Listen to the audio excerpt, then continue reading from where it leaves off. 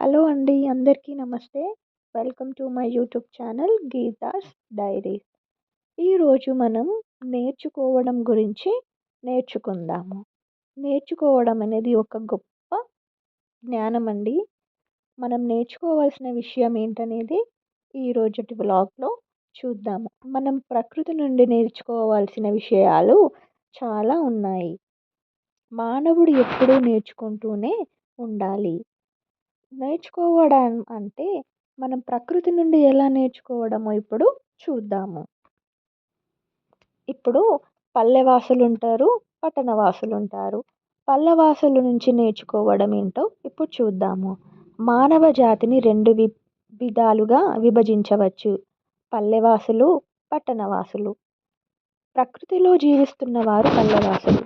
ప్రకృతికి దూరంగా వెళ్తున్నవారు పట్టణవాసులు. పల్లెవాసుల్లో ఉదయాన్నే లేవడం, లేచిన దగ్గర నుండి ఒళ్ళు వంచి బాగా కష్టపడడం, ఉన్నంత వరకు తృప్తిగా భుజించడం, కలిసిమెలిసి జీవించడం, ఆరు బయట నిద్రించడం, ప్రకృతి దేవతలను గౌరవించడం, కల్మషం లేని మాటలు, మంచి గాలి, వెలుతురు, మసాలాలు లేని ఆహారం, ఆడంబరాలు లేని జీవితం ఇవన్నీ చాలా మట్టుకు పట్టణ జీవితంలో కనుమరుగైపోయాయి.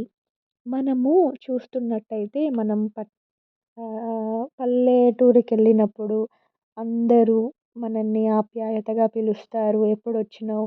ఏం చేస్తున్నావని. అలానే పట్టణవాసులు ఎలా ఉంటుందంటే పట్టణవాసులది ఎప్పుడు కూడా ఉప్పర్ షెర్వాని అందర్ పర్షాని. అంటే అర్థమైందా? ఉప్పర్ షెర్వాని అంటే పైన కనిపిస్తున్న బట్టలే మాత్రం ప్రశాంతత అనేది అందరిలో ఉండదు. అందరంటే అంతరాత్మ. మన అంతర్గతంగా ఒక పీస్ అనేది ఉండకపోవడం అందర్ పర్షాని అంటారు.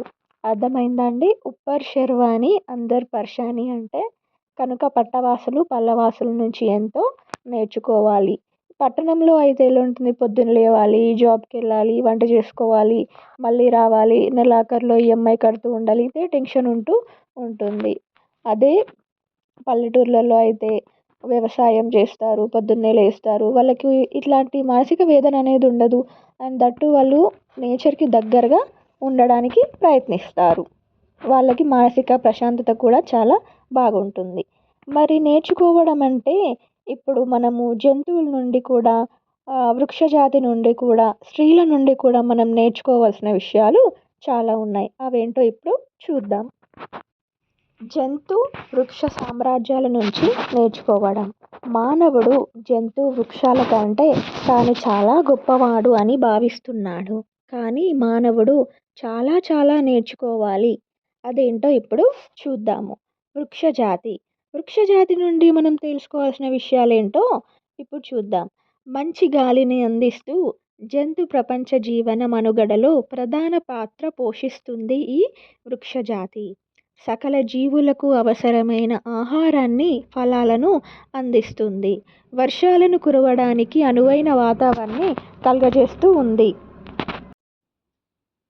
తాము పుట్టినప్పటి నుండి చనిపోయేంత వరకు తాము వృద్ధి చెందుతూ ఇతరుల నుంచి ఏమీ ఆశించకుండా తమ జీవితాలను సార్థకం చేసుకుంటున్న ఈ వృక్షజాతి నుండి మన మానవులం చాలా నేర్చుకోవాలి.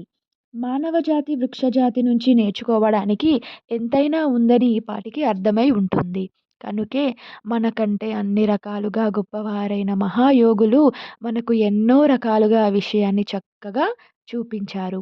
ఉదాహరణ తీసుకుందాము. తులసి చెట్టుకు పూజ చేయడం. స్వర్ణభరణాలతో తూగని కృష్ణుడు కేవలం 2 తులసి దళాలకు తూగడం లాంటివి. ఈ కథ ఎవరికైనా తెలిస్తే నాకు కామెంట్ చేయండి. ఇప్పుడు మనం జంతు జాతి నుండి తెలుసుకోవాల్సిన విషయాలేంటో చూద్దాము. ఏం నేర్చుకోవాలి ఈ జంతువుల నుండి అనేది. జంతువుల నుండి నేర్చుకోవాల్సిన విషయాల్లో జంతువులు ఆకలి అయినప్పుడు మాత్రమే ఆహారాన్ని తీసుకుంటాయి. ప్రకృతితో జీవిస్తూ ఉంటాయి. ఏమైనా జంతువులకి మనలాగా బిల్డింగ్స్ లేకపోతే ఇల్లులు అనేటివి ఉంటాయా అండి? అవి ఎక్కడుంటాయి? ప్రకృతిలో ఉంటూ ఉంటాయి. తాన తమ సహజ ఆహారాన్ని తప్ప వేరే ఆహారాన్ని ముట్టుకోకపోవడం, తమ సహజ గుణాన్ని ఎటువంటి పరిస్థితుల్లోని విడగోకపోవడం, అంటే ఇప్పుడు జంతువులు ఎట్టి పరిస్థితిలో కూడా వాటి సహజత్వాన్ని కోల్పోవు. చెట్లు కూడా వాటి సహజత్వాన్ని ఎప్పుడూ కూడా కోల్పోవండి.